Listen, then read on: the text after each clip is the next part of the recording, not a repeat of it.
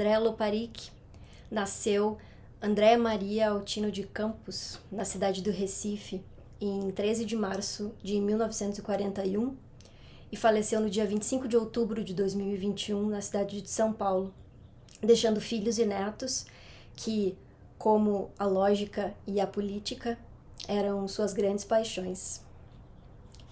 Na ordem do tempo, na vida de Andrea, a política veio antes da lógica, e essas paixões se vincularam por intermédio da filosofia, curso no qual ela se formou com 20 anos em 1961 na Universidade Federal de Pernambuco. 3 anos depois, ela obteve um segundo grau de bacharel em filosofia e o título de mestra em filosofia em 1964 na Universidade Católica de Louvain, com uma dissertação sobre o sentido da história em Merleau-Ponty. Somente 24 anos depois, em 1988, ela obteve o título de doutora em lógica pela Universidade de São Paulo. O que levou a Andrea à Europa no início dos anos 60 não foi a lógica, mas a política. Como muitos dos mais brilhantes estudantes da sua geração, Andrea se engajou na concepção de uma organização política socialista de âmbito nacional que visava a transformação radical da sociedade brasileira, a Ação Popular.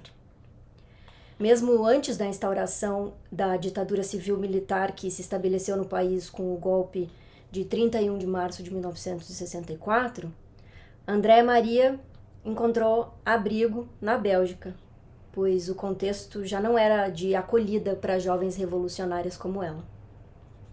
Na Europa, além de avançar nos seus estudos, a Andrea se casou com um filósofo croata e teve o seu primeiro filho em Paris em 1966. O que trouxe a Andrea de volta ao Brasil, já como Andrea Loparic, também não foi a lógica, mas, de certo modo, a política. Foi a possibilidade de trabalho numa universidade pública, uma esperança momentaneamente infundada, como ela soube logo depois que regressou ao Recife. Andrea, então, se muda com a família para outra cidade, João Pessoa, e é empregada em outra universidade, a Universidade Federal da Paraíba, onde se torna professora de lógica. Foi por imperativo prático, portanto, pela necessidade de ensinar algo que ela não sabia ou não sabia tão bem, que a Andrea se tornou uma mestra de si mesma. Andrea ensinou-se a si mesma lógica. Em 1973, quando já era mãe pela segunda vez, Andrea se muda com a família para São Paulo, onde se torna professora assistente na Universidade de Campinas para ensinar lógica, ser membro do corpo editorial do The Journal of Non-Classical Logic e participar da criação do Centro de Lógica e Epistemologia, o CLE, da Unicamp, que até hoje forma os melhores especialistas em lógica da América Latina. No mesmo período, a Andrea atua como auxiliar de ensino na Universidade de São Paulo, onde após o seu doutoramento se torna professora adjunta, permanecendo nessa instituição até a sua aposentadoria. Sempre generosa e disposta a ensinar, a Andrea foi professora visitante nas universidades federais de Sergipe e do Rio Grande do Sul, tendo formado diversas gerações de filósofos e lógicos brasileiros, herdeiros diretos ou indiretos do seu legado, que, para além de uma amostra apaixonante da articulação entre uma mente lógica e integridade política, é, sobretudo, um legado pedagógico que merece ser honrado em todas as suas dimensões. Dentro do vasto universo da lógica, a Andrea se dedicou especialmente, mas não exclusivamente, às assim chamadas lógicas paraconsistentes, que diferem da lógica clássica. Na lógica clássica, que a gente aprende nos cursos de filosofia, vale irrestritamente o princípio da não contradição, que exclui a plausibilidade de qualquer enunciado que afirme e negue, ao mesmo tempo e sob o mesmo aspecto, um predicado a um sujeito. Um outro princípio vigente na lógica clássica e que se relaciona com o princípio de não contradição é conhecido como ex falso quod libet, ou princípio de explosão. Esse princípio prescreve que, de um enunciado contraditório, se pode concluir qualquer coisa. Assim, se uma teoria, quando é formalizada, apresenta alguma contradição, ela é considerada uma teoria inconsistente. Agora, quando Andréia ingressou no mundo da lógica brasileira, alguns sistemas formais que admitem exceções ao princípio de não contradição, ou seja, sistemas que aceitam a existência de enunciados contraditórios por meio de algumas regras de controle dos seus cálculos, já haviam sido desenvolvidos e hierarquizados por Newton da Costa desde o fim dos anos 50. Por essa época também, Aida Inês Arruda já havia indicado a necessidade de revisão da classificação original que da Costa oferecera para hierarquizar as lógicas da inconsistência formal, como também são chamadas. Ou seja, o desenvolvimento inicial da escola brasileira de paraconsistência estava a pleno vapor, mas algo ainda faltava. Aida Arruda havia sugerido também a essa época, no fim dos anos 70, que o uso de conectivos variofuncionais não serve para a construção de uma semântica apropriada para a consistência, ou seja, a construção de um modo de atribuir, valores de verdade aos enunciados que ocorrem nos cálculos dos sistemas que acolhem a contradição, como são os sistemas da inconsistência formal ou paraconsistentes. Diante dessa constatação de Arruda, da Costa e Alves publicaram em 1977 uma proposta de semântica de valorações para os cálculos paraconsistentes que não se utiliza das tabelas de verdade que a gente conhece das nossas aulas de lógica proposicional, não sendo, portanto, verofuncional, como já havia sugerido a Aida. E é nesse contexto, da necessidade de construção de uma semântica para as lógicas paraconsistentes que a Andréia entra em cena como a grande lógica que ela estava se tornando. Ainda em 1978, num texto publicado em coautoria com Richard Routley, Andréia já havia analisado os sistemas de Arruda e da Costa desde uma perspectiva semântica e também já desenvolvera uma teoria de valorações, embora para lógicas modais e não para lógicas paraconsistentes.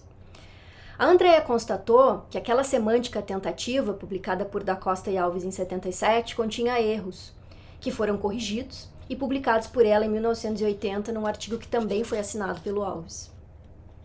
Alguns anos mais tarde, em 1984, e novamente corrigindo uma proposta do fundador da Escola Brasileira de Paraconsistência, a Andréia publicou um texto intitulado Paraconsistency, Paracompleteness and Valuations, assinado em conjunto com o próprio Newton da Costa. Um dos resultados mais importantes de Andréia, que, como os anteriores, foi obtido utilizando o maquinário lógico da sua teoria de valorações, foi a solução de um problema difícil, que era encontrar uma semântica de valores para a lógica minimal ou lógica positiva intuicionista. Dado que a lógica CW de da Costa é uma extensão dessa lógica minimal, determinar uma semântica para a lógica minimal era fundamental. Andréia publicou esse resultado em 1986. As contribuições de Andréia para o campo da lógica paraconsistente em especial, permitiram demonstrar que os sistemas que admitem inconsistência formal são corretos e completos, quer dizer, duas das propriedades mais importantes, das propriedades semânticas mais importantes de um sistema formal.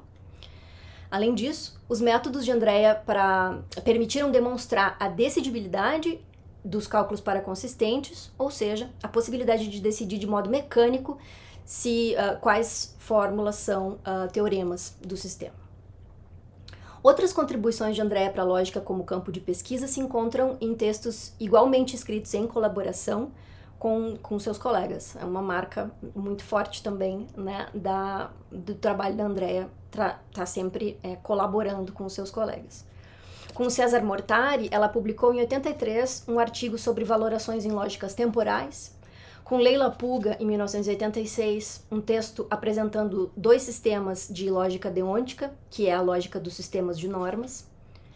E, além de escrever fluentemente em francês, Andréia dominava outros 4 idiomas e traduziu diversos textos importantes para a clássica série brasileira Os Pensadores, como as investigações lógicas de Husserl e artigos de Quine. Ela traduziu também para o português o livro Lógica de Primeira Ordem, de Raymond Smullyan, que é um clássico utilizado em muitos contextos didáticos, de introdução à lógica de predicados. Mas a potência lógico-filosófica da Andréia não se expressou somente no estrito campo da lógica.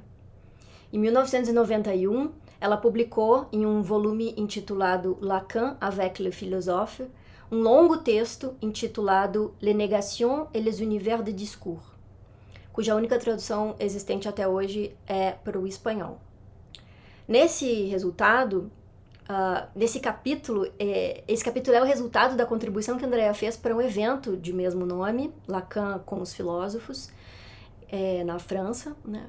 E nesse texto ela mostra, por meio de uma semântica para o cálculo de predicados não clássicos, que as célebres fórmulas de sexuação propostas por Jacques Lacan podem, desde o ponto de vista lógico, ser lidas clara e rigorosamente. Nos cálculos propostos por Andrea, as operações de identidade e de quantificação são definidas de um modo alternativo com relação ao cálculo de predicados de primeira ordem, razão pela qual ela oferece aos leitores, filósofos e psicanalistas uma generosa revisão do funcionamento da lógica de predicados de primeira ordem antes de propor a sua interpretação para as fórmulas da sexuação de Lacan. A sua afeição pelo ofício docente, afinal, nunca evaneceu. Ao longo da sua carreira, Andrea lecionou diversos minicursos de introdução à lógica, o último deles em julho de 2014 na Universidade Federal do Rio Grande do Sul, durante o primeiro workshop de filosofia e ensino que foi dedicado ao ensino de lógica. Essa foi a ocasião do seu retorno e a última visita ao seu segundo lar acadêmico, onde entre 1995 e 2000 ela ensinou lógica como professora visitante para gerações de filósofas e filósofos gaúchos. O fascículo 1 das suas lições de lógica, um material tão precioso quanto rigoroso, é hoje utilizado como referência e recurso didático por sua discípula e amiga Silvia Altman nos seus cursos de lógica que hoje, felizmente, estão disponíveis online. Quando partiu, Andrea estava, como sempre, militando em defesa da democracia, dos perseguidos políticos e talvez ainda tivesse a esperança de fazer algo contra o nefasto monopólio técnico-político das grandes corporações midiáticas. Sim, porque no final dos anos 90, Andrea criou uma pequena e pioneira empresa de serviços de conexão à internet, a That's Internet, que acabou sendo atropelada pelas grandes multinacionais de telecomunicação que invadiram o país ao fim dos 90. Andrea, que havia sido entusiasta de primeira hora da criação do coletivo Lógica Viva, que é um esforço de divulgação de vídeos sobre aspectos lógicos e ilógicos dos discursos cotidianos que servem de base para espalhar desinformação, sobretudo com relação a temas políticos. Ela estava também participando criticamente do aperfeiçoamento da empreitada do Lógica Viva, sempre prezando pelo rigor na aplicação da lógica a qualquer domínio da linguagem, mas em especial na política.